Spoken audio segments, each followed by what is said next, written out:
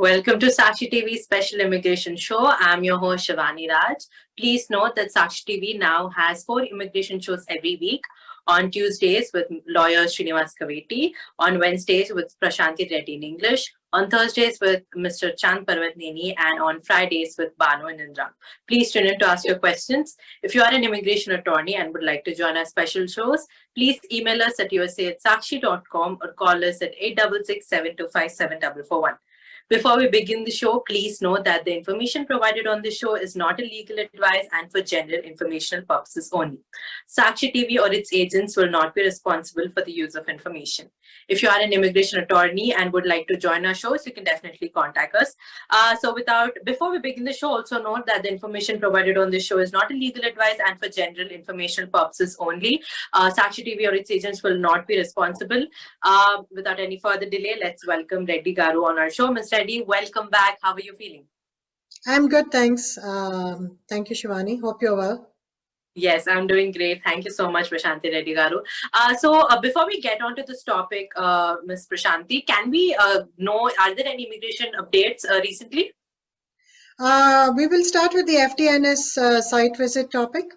Yeah, sure. No issues. Last week we did have a kind of introductory, show about the FDNS, but let's get deep into it. First of all, Ms. Reddy, can you just give a recap about what exactly is an FDNS visit so that we can get on to the topic? Sure. So, a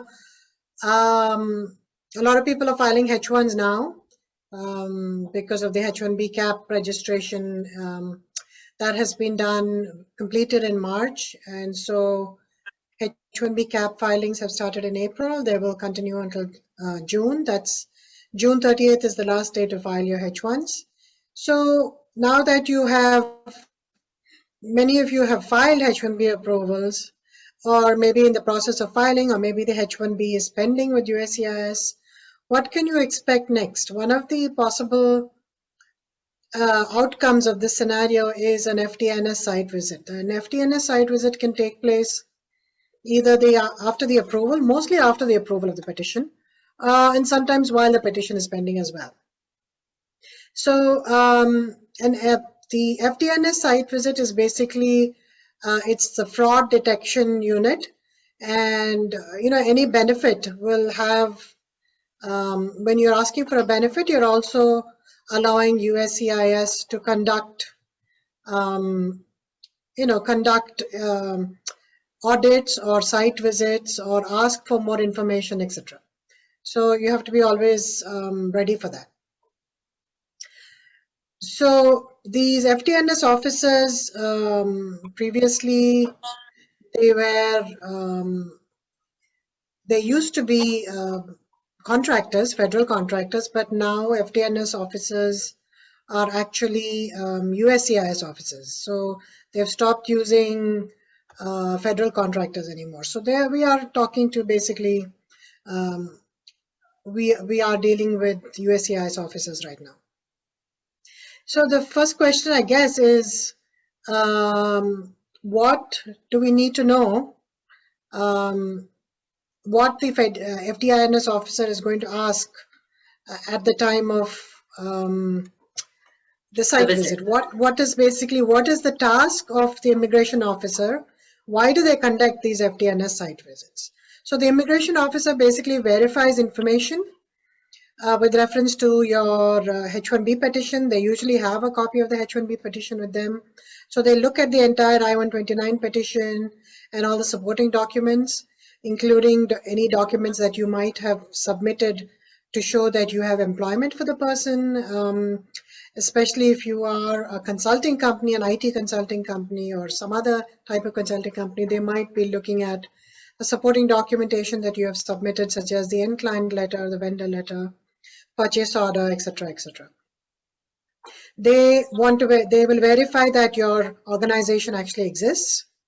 They will review all the information that they can find on your company. They will look at the public records of your information, such as the Deloitte & Touche website, DNT. So basically, Deloitte & Touche maintains a public website of all the companies that exist. and companies usually register on that website, and USCIS follows that. It's also called VIBE, VIBE. VIBE website basically derives its information from that database. So they look at that, they look at your online presence, they look at social media. They also, as a way of gathering information, as I said, they would also do site visits. Those could be announced or unannounced, or they could simply ask in an email for information, or if they are not, if that officer is not in the same city as where you are located.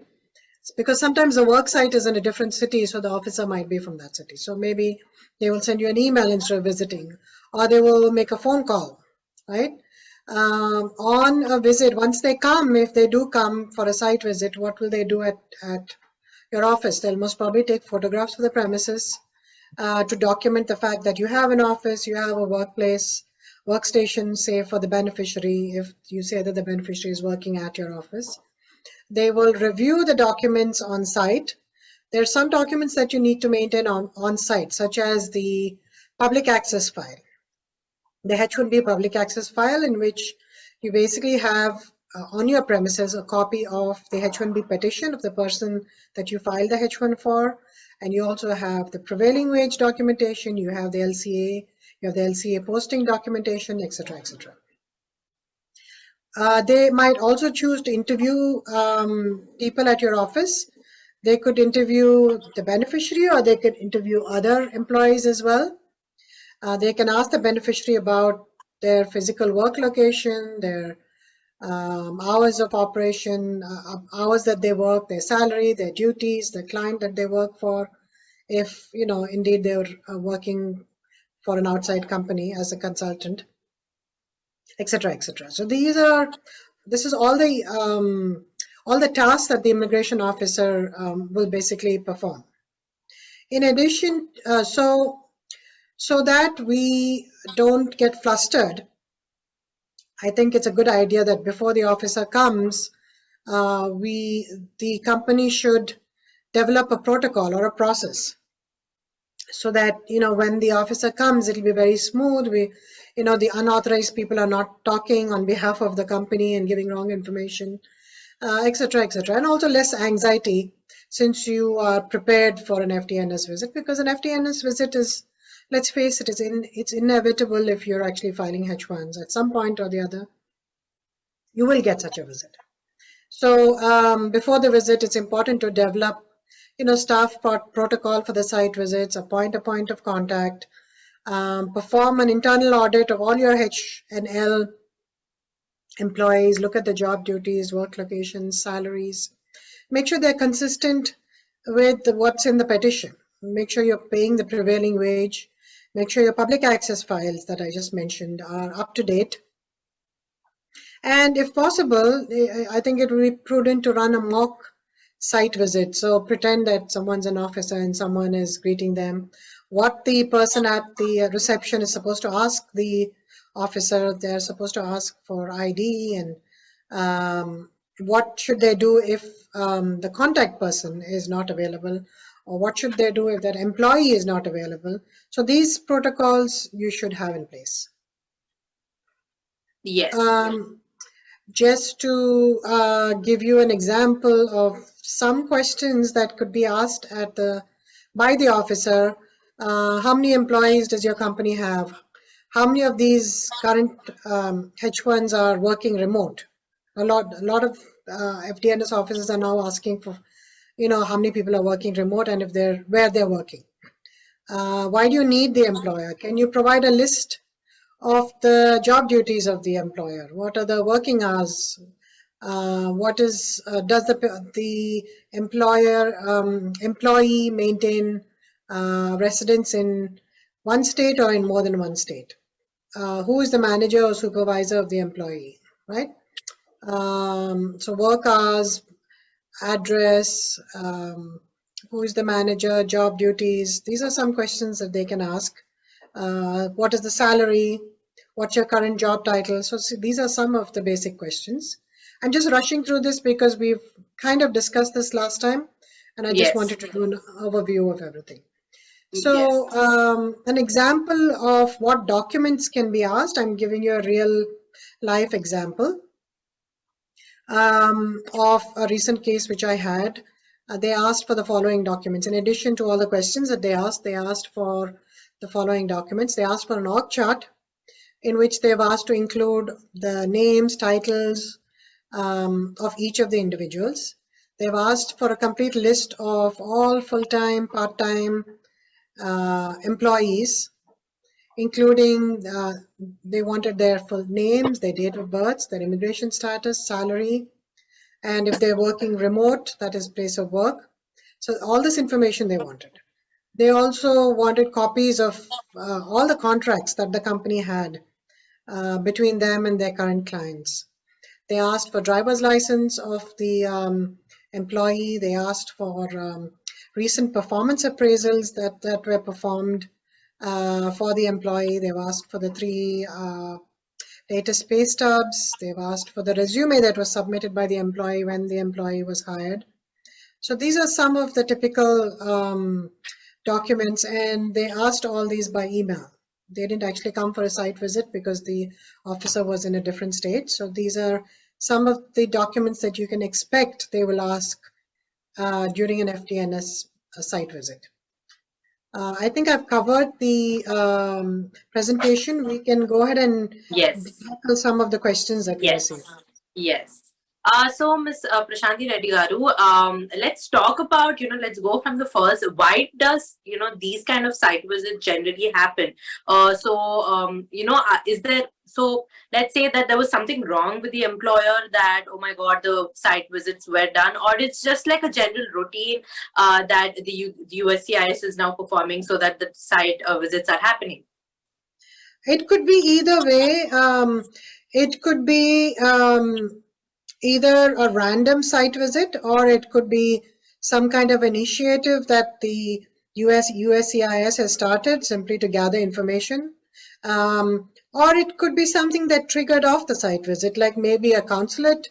The person went to the consulate, didn't do very well at the consulate, responded to some questions. There was maybe in an improper way, and there was some discrepancies in what the person said versus what was said in the documentation. That could result in a site visit also. So as I said, it could be unannounced and random, or it could be something that they're looking for. They want to further, sometimes the consulate also will ask the USCIS to perform site visits before they give a visa.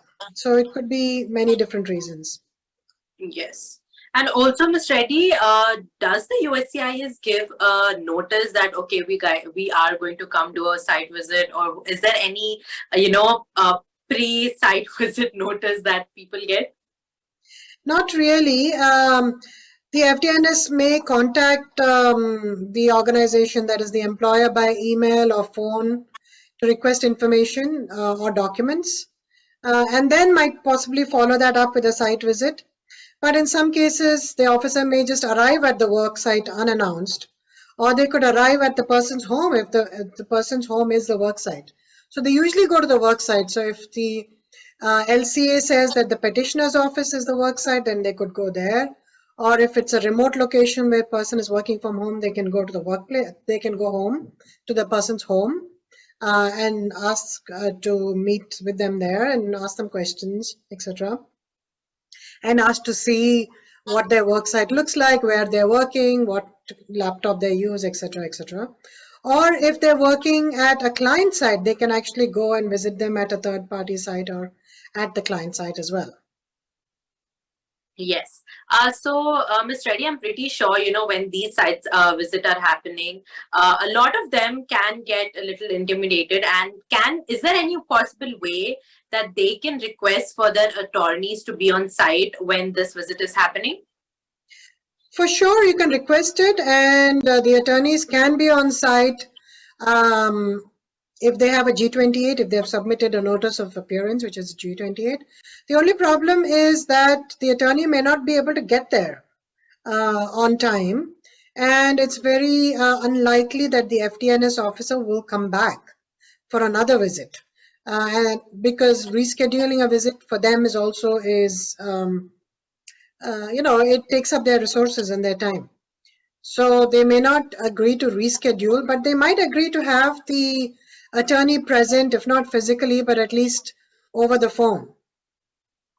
Yes. So if the attorney is able to make it, well and good. Otherwise, I don't think it's a good idea to refuse the officer the entry or to not answer his questions simply because the attorney is not there, because then you run the risk of the officer then writing a negative report. Yes. And also, Ms. Reddy, who exactly are these FDNS officers? Is that like a separate force or separate unit in the government that they work for? And also, is it a right thing to ask for their identification, or is it going to ruin the whole process over?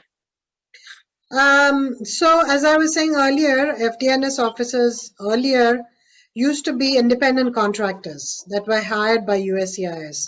But now USCIS is actually hiring employees, has employees as FDNS officers. So they are USCIS officers, basically FDNS officers. So when an FDNS officer appears at your company's premises, you should ask to see his or her identification or business card or whatever. Especially if you're concerned about the visitor's credentials. Also, you should make a copy of it, or you should ask for the card and keep it so that you have their contact information in case you need to reach them later. So very important to not only ask for identification, but also ask for a business card so you have a way of contacting that officer later. Yes. Ms. Reddy, we have an FAQ. It says, my company has a policy of admitting government officials only when they have a sub Fiona, if I'm not wrong. Must we cooperate with the FDNS officer? This is the question. What is your take on this? So if your company has that policy of admitting officials only if there's a subpoena, so basically a subpoena is an order from a court saying that you have to allow the officers in. I mean, that's up to you. You can decide what you want to do, but you have to remember that I strongly urge you to cooperate with the FDNS officers. When you're submitting a petition for immigration benefits, you're subjecting yourself to reasonable inquiries from the government. And regulations expressly allow the government to take testimony, to conduct investigation related to the petition before they grant a benefit, or even after they grant the benefit, to make sure there's no fraud in the system. So employers who file either whatever it might be, a non-immigrant or an immigrant petition on behalf of their employees, they authorize the release of any information from the records, right? So you have to be ready to give information if you're seeking a benefit. If you don't give that information, then it's possible that the officer will prepare a negative compliance report and will send it to USCIS, and then USCIS might send a notice of intent to deny the H-1B petition that has already been approved because they received this negative report from the FDNS officer. But that doesn't mean that the FDNS officer has free rein to do whatever they want or ask any kind of question or any kind of information. It obviously has to be related to the matter in hand. So if they've come for a particular person, then they should generally be asking for information related to that person. Yes. So I think what you need to do is weigh your company's interests before deciding not to respond. Because, as I said, a failure to cooperate could, jeopardize that specific petition. Yes. And also compromise the likelihood of the company getting approvals on future petitions as well. That's a problem because they can just send this report every time you file a H1, and it's happened in the past. They can just keep sending this report and say that, you are a fraudulent company, you don't exist, you don't have any employees, blah, blah, blah. And they'll keep sending that copy of the same compliance report whenever you file a H1, and to each one then you have to respond and give your response to say that you don't agree with the compliance report. So that's really very onerous to do that. Yes. So, Ms. Reddy, let's say that the foreign employee is absent on that day, or let's say he's on a leave or on a vacation, and sadly or unfortunately he has the FDNS during that time. Is that something to worry about? Well, as long as you have proof that the employee is not there because he's on vacation, maybe you have an email from him saying, I won't be coming in today, or he's asked for medical leave, right, or some other authorized leave. So then it's possible that the officer may agree to reschedule the visit. And if you're able to provide proof that leave was actually granted and it's not just that the employee doesn't work for you, then it shouldn't have any negative consequences, even if the person is not there. So officer will decide whether they want to reschedule the visit, whether they want to talk to the beneficiary over the phone, or simply they might send an email and ask the beneficiary to answer a bunch of questions. So they'll decide what needs to be done. Yes. And also, Ms. Reddy, let's say that the foreign employee is stationed at a third party work site. So does the FDNS have the authority to go and conduct a site visit even there? Yeah, so as I said, depending on wherever the work site is, the FDNS officer can come there. It could be your home, it could be your employer's address, or it could be the end client. So they conduct a site visit at the workplace of the beneficiary. So yeah, absolutely. If the workplace is the end client site, the employer should communicate with the end client beforehand, if possible, to ensure that the process is smooth, to ensure that they let them in, first of all, because sometimes some clients may not even let this person in because they don't know who the person is. And they don't know anything about an FDNS visit. So it's important to educate the clients as well with reference to the FDNS visit, and maybe educate them on what are the likely questions that the officer will ask. And make an audit also to make sure that, the job is the same and nothing has changed with reference to whatever job the client said the person was supposed to perform. So yeah, absolutely, they can come to the client site as well. Yes. Ms. Reddy, let's say that the site visit is happening, and must a company representative always accompany during when the FDNS site visit is happening, and must they take notes? What are some things that a company representative should be doing during the site visit?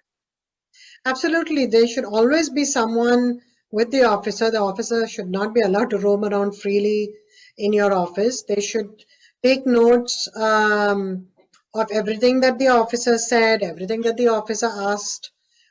Maybe they were interviewing the other employees. Sometimes an officer might say that they want to interview that particular employee in private. That is, unfortunately, they are allowed to do that. If the officer takes any photographs, you should ask the officer for copies of the photographs that they took. So yes, detailed notes with exactly what happened and all the transactions should be made. Somebody should be made responsible for taking those notes. Yes. So because I live in India, Ms. Reddy, I don't really know a lot about this FDNS visit, but whenever you're talking about it, I'm only imagining income tax officers running into the officers and like making sure the whole, it's something like that, because it's like an audit. Yeah.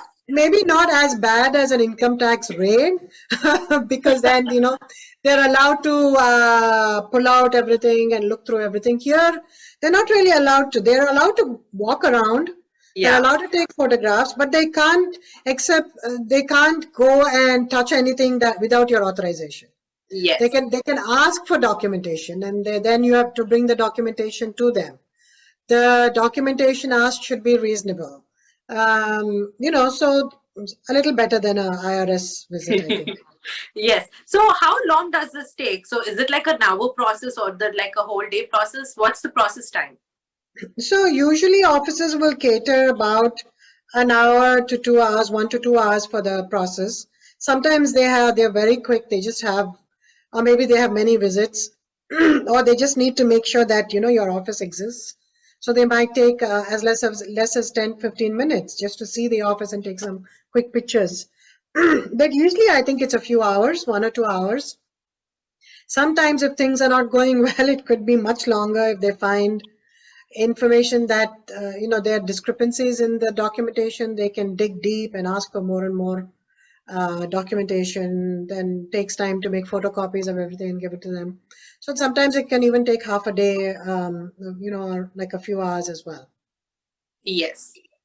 So, Ms. Reddy, finally, just like a round up, can we just talk about some important documents that people should keep ready? Let's say, is this also, this is just a question that I had. Will these people just go directly talk to the main head or the manager of the company, or will they just randomly go and talk to, people around them and, ask random questions to get the confirmation or anything?